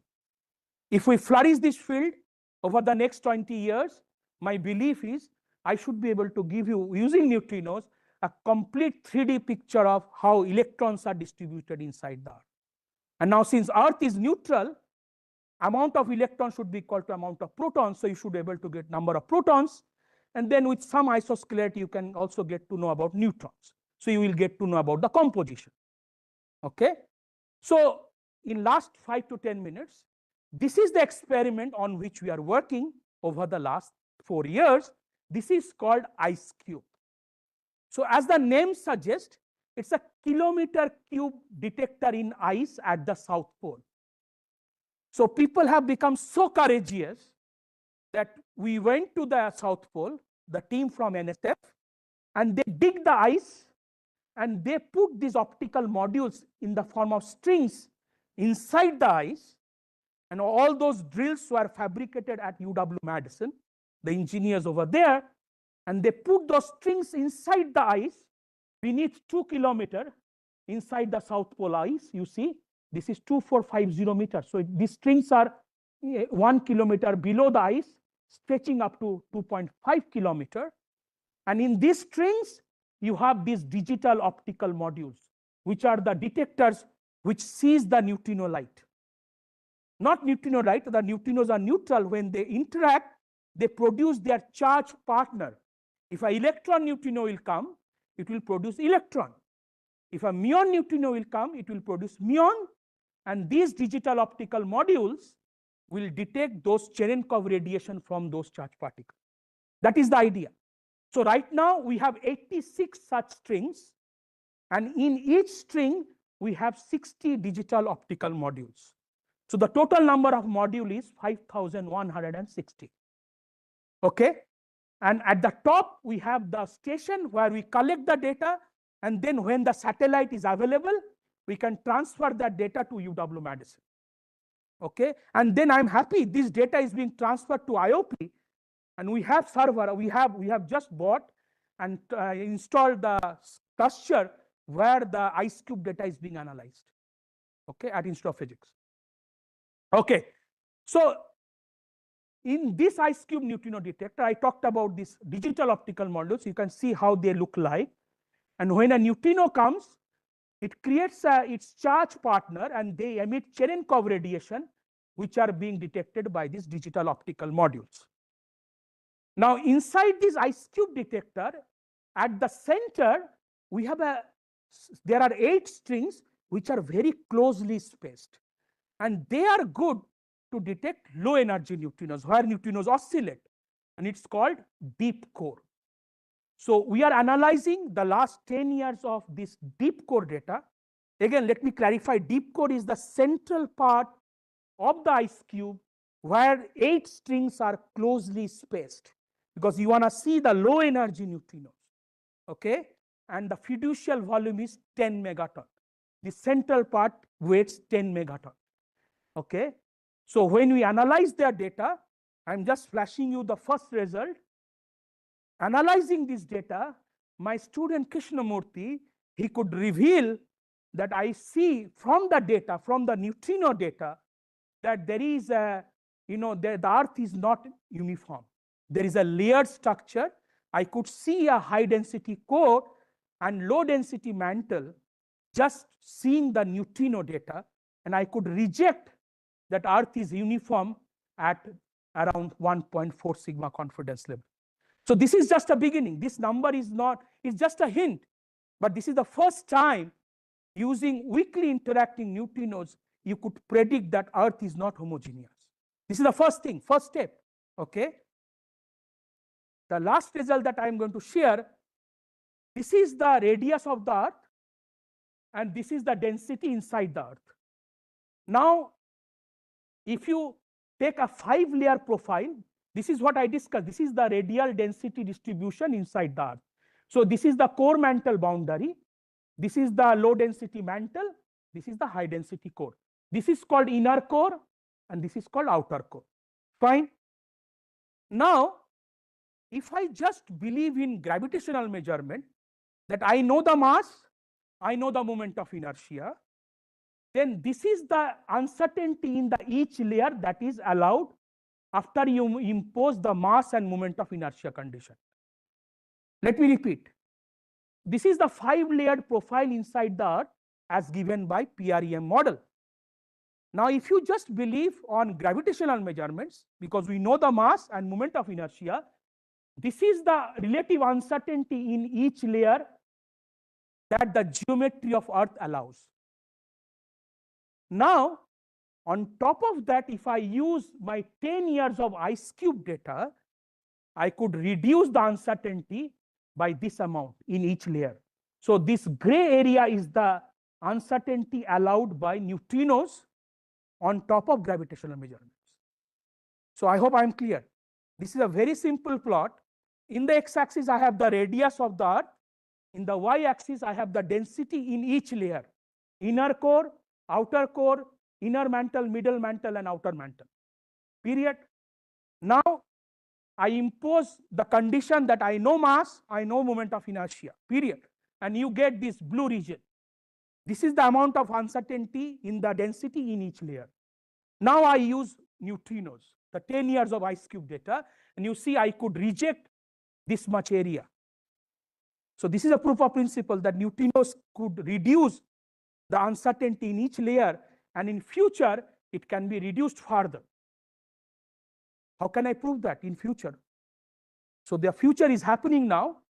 Right now, we are deploying 7 more strings inside IceCube. So just now the deployment is happening. My student went to Japan to fabricate those, this digital, to help preparing those digital optical modules. So right now we are inserting 7 more strings in the central part of the IceCube to have more data with better precision. So if this is an event in the past with new strings, the new event will look like this. So you see how much more information it will reveal. This deployment will be over within a year or so, and the new data, which we call IceCube upgrade, is going to be available for us. And now, if I just use 3 years of this upgrade data, this is the projection. The gray band would shrink to the green band. So green band would be the picture after 3 years when the upgrade will come online. So by 2028, 2029, I'm hoping to give you this picture. And this uncertainty is really impressive.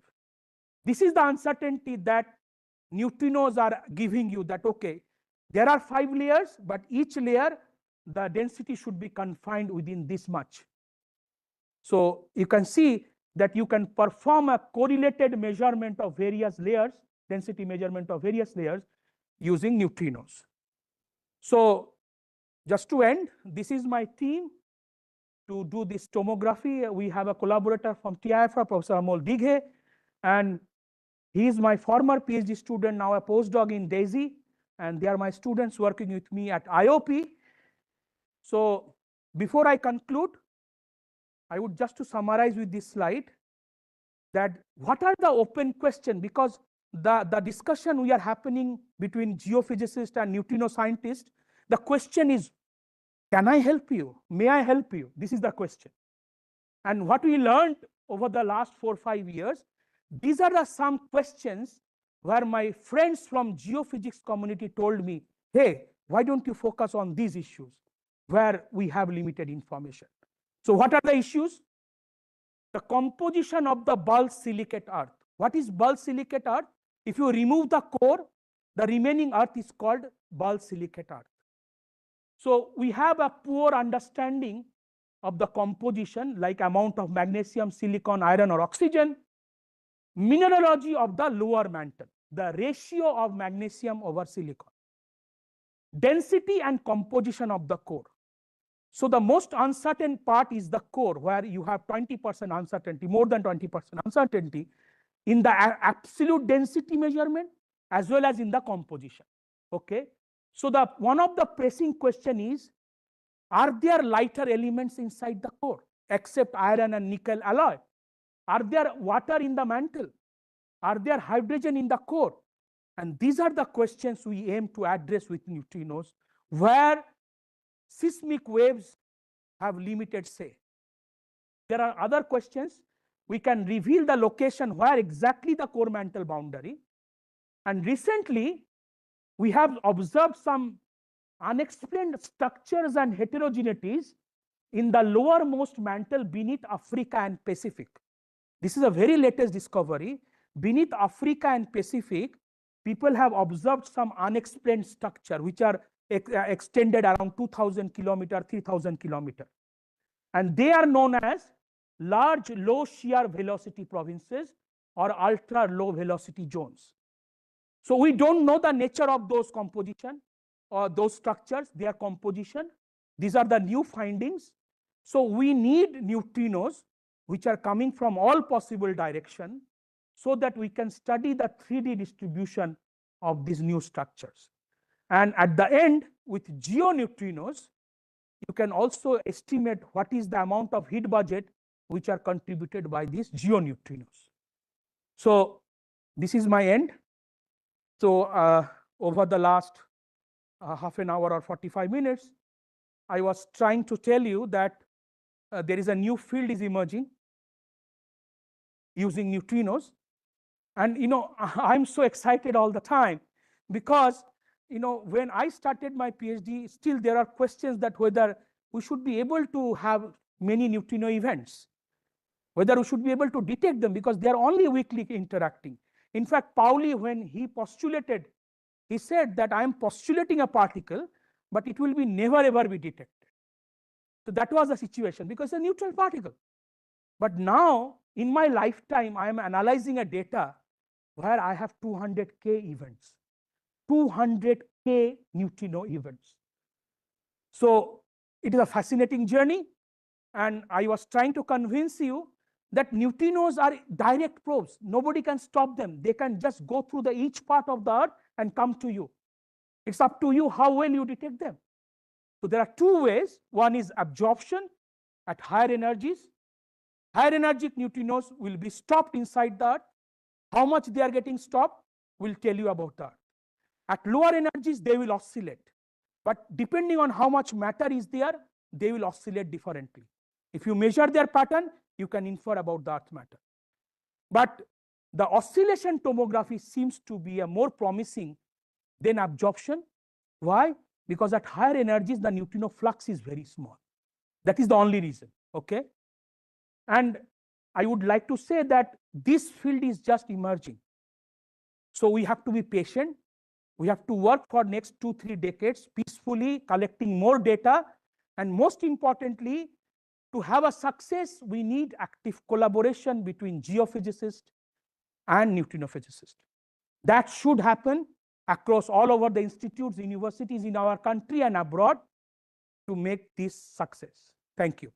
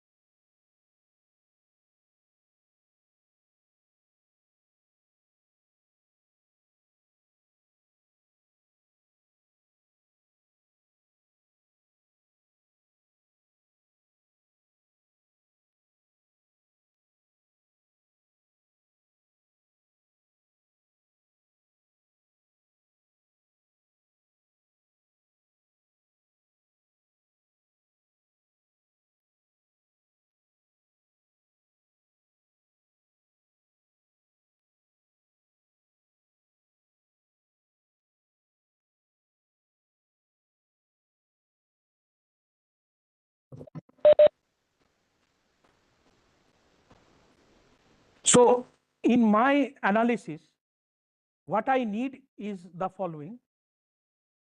When you analyze your neutrino data from any experiment, what we are relying on this radial density distribution inside the Earth. Okay, how much density is there in each layer? Now, if there is a geomagnetic Earth field, it will not affect here, but what would happen?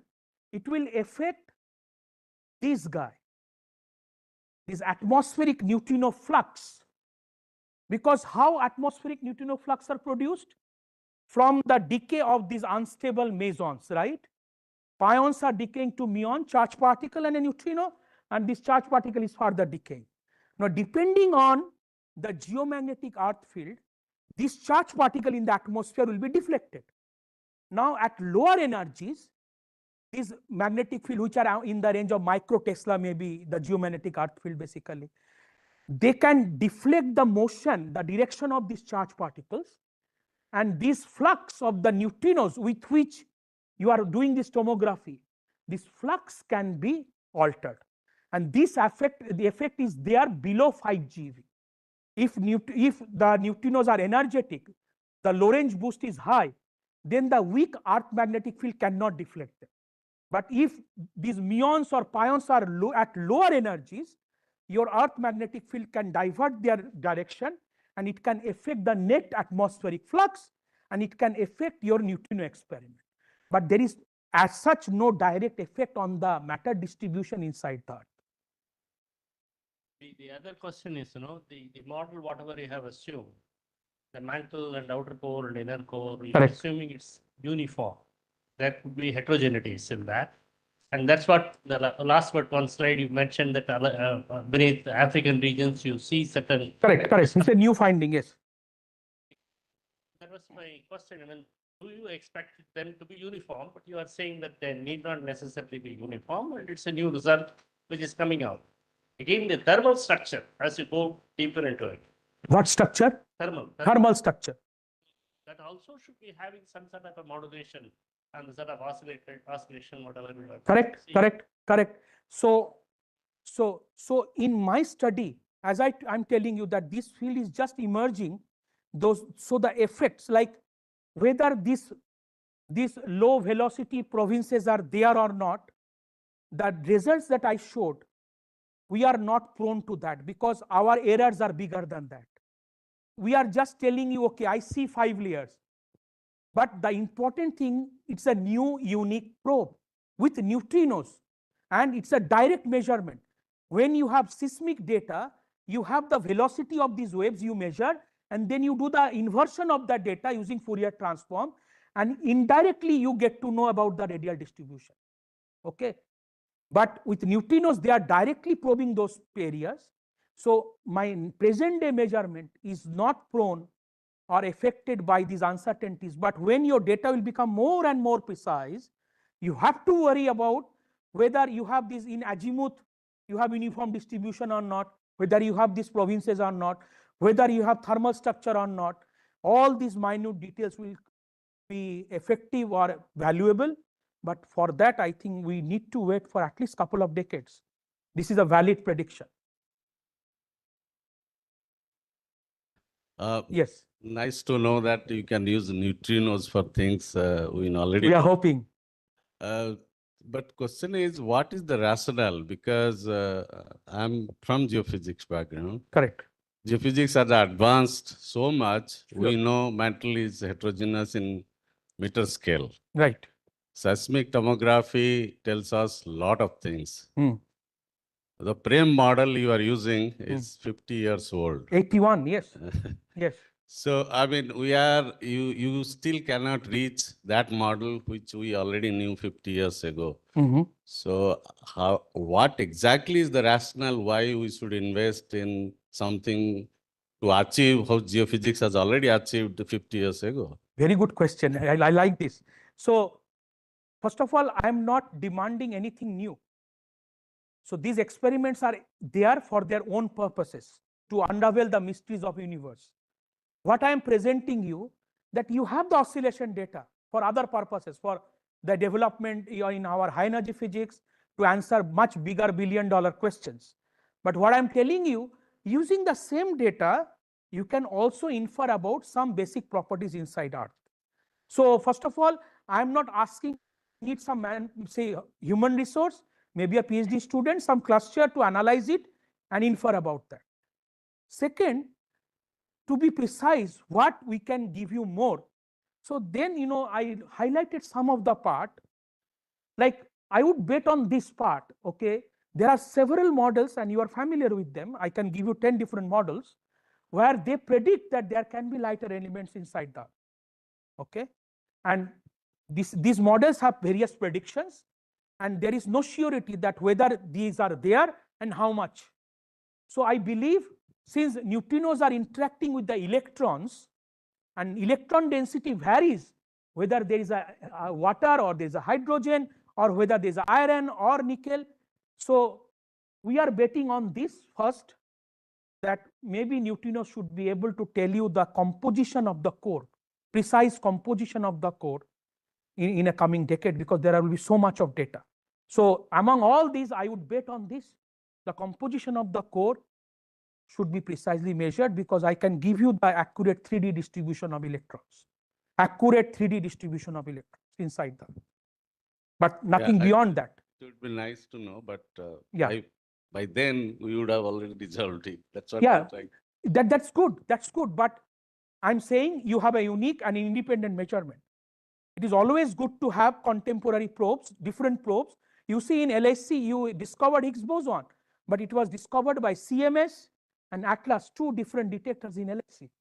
So you always need complementary information, complementary sets. And I wish that, both the field flourish. That's a healthy environment, but we need to talk with each other and how to combine the information. Okay. Maybe it's a very introductory question for you, Yeah. but how do you generate this radial distribution of oscillations from muon to electron transfer? Like How do I so- generate the oscillation? Yeah, Oh, radial distribution. radial Because that you have a detector at one particular place, right? correct. So that neutrino which is passing through the Earth, it has seen almost like 12,000 kilometers of Correct. oscillation, right? Correct. So you have radial distribution, like in seismic and gravity, you said that is generating all the depth profile. Right. So how you are generating for that neutrino? Okay. Yeah. So if I understood, suppose you shoot a neutrino is entering into the Earth from the atmosphere and your detector is at the other end of the Earth, right?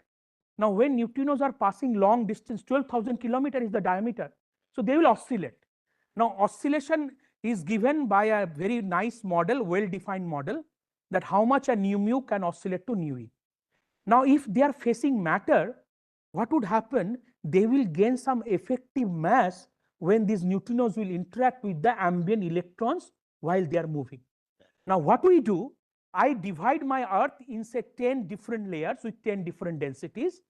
I keep collecting the effective mass in each layer, and at the end I fold them to calculate the oscillation amplitude, that how a nu mu can go to nu e, then take the mod square, I get the probability. Now, if this effective mass is not there because of the coherent forward scattering of these neutrinos with electrons, the probability will be different. So by seeing this change, I could infer how much was the matter, how much was the coherent forward scattering, and how much it has affected my oscillation. Did I answer your question? Yeah, it's fine. Thank you. So how many detectors would you normally need? Does the placement of detector also matter? So yes. So if you have neutrinos at various locations, some in US, some in Europe, some in Japan and India, then you are seeing different fluxes, right? Though atmospheric neutrinos are isotropic, but multiple detectors help because they will cross when they propagate. Okay, so this can give you the 3D distribution, and more data is better, welcome, because neutrinos are weakly interacting. We need good amount of stats. Okay. Okay, so we have one question from Supriyo Chakravarti, who has joined online. Yeah. He's asking how does the neutrino based observation precision of that match with that of seismic based measurement precision? Okay, so Supriyo, we are not there yet. So in my calculation, I used a 5-layer profile of the Earth, but the precision that we have with seismic measurements, we are not yet close there. We are just have started, but we hope to reach there in coming decades. So we don't match their precision. Okay, thank you. So last question from Deepu. I have a query that the detector that you are collecting the neutrinos, that may be arriving at the detector from various directions. That Various directions. neutrinos are coming from Various directions. Yes. And as they are coming from various directions, Yes. they are also coming through various layers and getting the information is getting averaged out. Yes, correct. Right. So correct. that is that an inherent limitation of your experiment? So yes, see, I can't put my detector here or here or here. I have to wait till they come to me. So when they are coming through Earth, passing successive layers, in oscillation, you know, there is a memory. They can have a memory of their past interaction, and these phases are getting added up. Like when you pass each layer, neutrinos are getting some effective mass. I am becoming heavier. Then I cross another layer, I am becoming heavier. And when I reach to you, you see how much heavier I am. Okay, and these informations are getting added up. That's why I called coherent forward scattering. It's an elastic scattering in quantum mechanics. You know, it is, if the scattering is forward, then you know particles remain same, but their kinetic distribution just gets changed. Okay, so these phases are getting added up, and at the end you can see the overall change. But it would have been nice if I could have set my detector inside the Earth and I catch, you know, these waves basically at various points. But luckily neutrinos remember what they have failed. You know, it's just like a JWKB approximation in advanced quantum mechanics. You start with a car here and you want to go to Gandhinagar, and you know, in the middle, you know, if you have some bumpers and you are just crossing them, at the end some part of your car, if it falls down, so that is the net effect of all these bumps. Detector resolution as well. Sure. So that also is Yeah, everything. See, this ice cube data we are analyzing for last 3 years, 24/7. 3 students are working with me, and we have 24 detector related systematics. So you have uncertainties in the atmospheric flux. You have uncertainties in a detector that is buried inside the ice. How ice properties, you know, works in such an environment. So all these nitty-gritties have been folded in, and then I'm telling you that I have this picture, and that fascinates me. I have 30 different sources of error. I integrate over them, I minimize over them, then I tell, okay, this is the measurement independent of whatever error you have. But in future, if we reduce those errors, this picture will look much, much better. And that is the work field on which we have to work, basically. Okay. Thanks, Sanjeev, for patiently answering all the questions. I didn't see any question from the students, you know. Please feel free. Yeah, you please ask.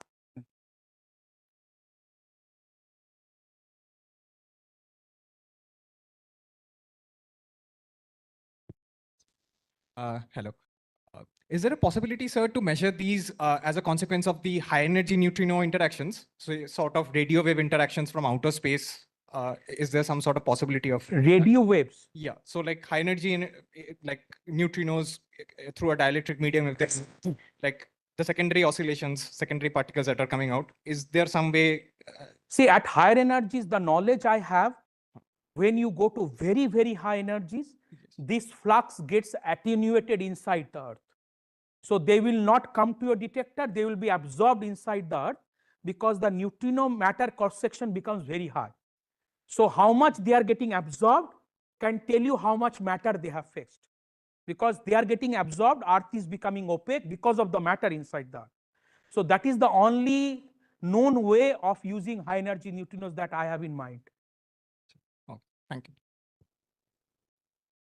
Yeah, there is a question here.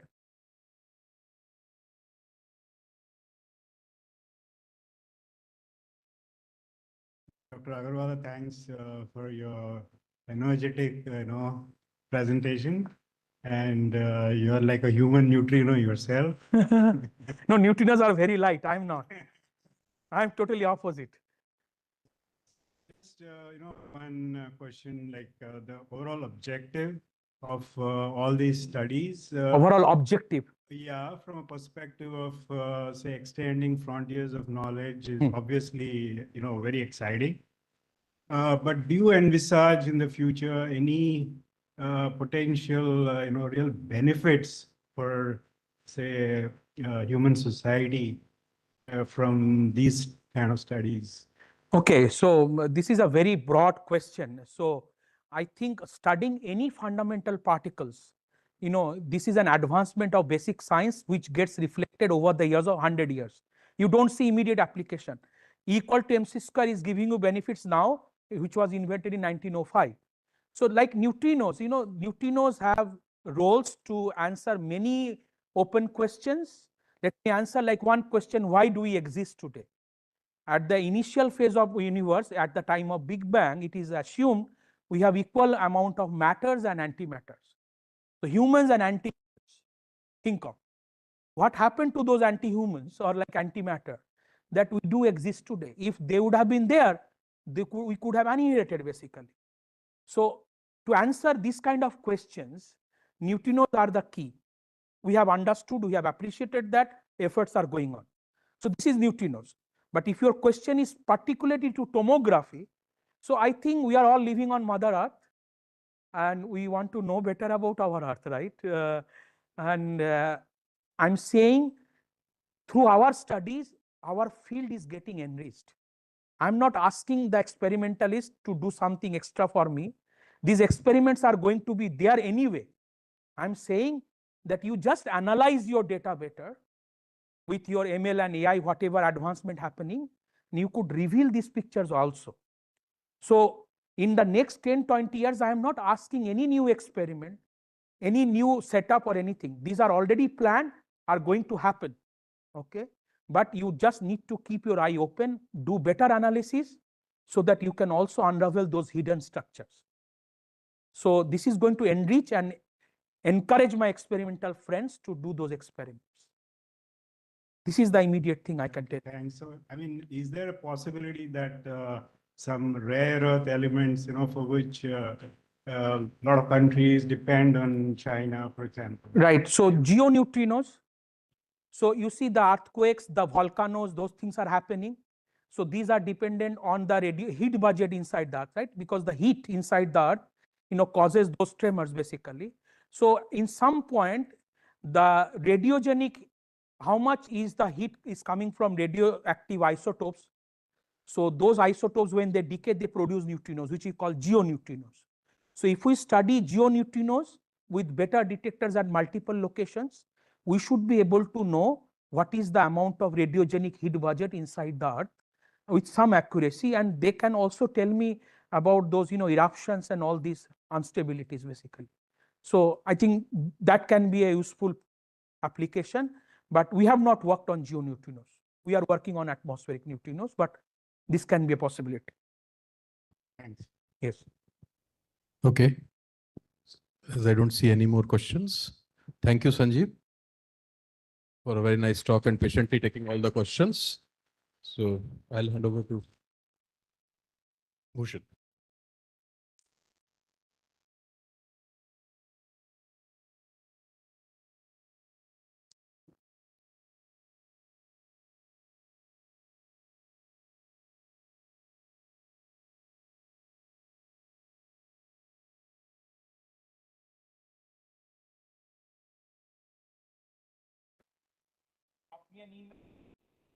All is about discussion. We are on social media, so just drop us a message and I will be happy. And if I can penetrate you more in your mind, so feel free to drop me questions. No, thank you. Yeah. Please. Okay, so after a very enriching talk, a lecture, we are coming towards the end of this ceremony. So good evening, everyone. I am honored here and privileged to extend words of gratitude and appreciation on this first Professor R. Raghavarao Memorial Lecture ceremony. First and foremost, I would like to express our heartfelt gratitude to the family members of Professor Raghavarao for the donation from which the memorial lecture is instituted from this year. We thank Dr. Shobha and Mr. Shanti Sagar for taking the time out of their busy schedule to grace us with their presence. We also thank ma'am for joining us live on YouTube. We would like to express our sincere gratitude to the PRL Council of Management for their consideration and approval for instituting Professor R. Raghavarao Memorial Lecture. I'm grateful to our ever-encouraging Director, Professor Anil Bhardwaj, and Dean, Professor Pallam Raju, for initiating the proceedings of the Memorial Lecture and facilitating us to have today's accomplished event, which we all have witnessed. Thanks to our former Registrar, Professor R.D. Deshpande, who was a part of the PRL Council of Management, which has approved the institution of this Memorial Lecture. We would like to thank Professor Sridharan for sharing his memory with all of us on this occasion. I would like to thank all the nominators for sending nominations in a very short notice of announcement, and we could gather that, and selection happened from that. My sincere thanks to time and efforts of Professor R. Raghavarao Memorial Lecture Committee members who have contributed from framing the guidelines to shortlisting the applications and providing their valuable evaluation. I sincerely thank Dr. Sanjeev Kumar Agarwala for accepting his selection to deliver the first Professor R. Raghavarao Memorial Lecture and be with us today. Dr. Agarwala, your expertise and knowledge have given a deeper understanding of the emerging interdisciplinary field of research connecting neutrinos with geosciences. A special thanks to our purchase team for their efforts in quickly making the silver plaque and the citations available to us. I am grateful to all the volunteers from the Dean's Office, Registrar's Office, Director Office, CNIT, General Administration, Transport, Guest House, Accounts, and all PRL sections for their direct and indirect help and support in achieving this success of this event. Lastly, I would like to thank all the attendees here and on YouTube for being with us today. Your presence and participation have added immense value to this event. We hope you find it as enriching and enjoyed as we did. Once again, thank you all for being a part of this wonderful occasion. Have a great day ahead. You are all invited for a cup of tea outside. Thank you.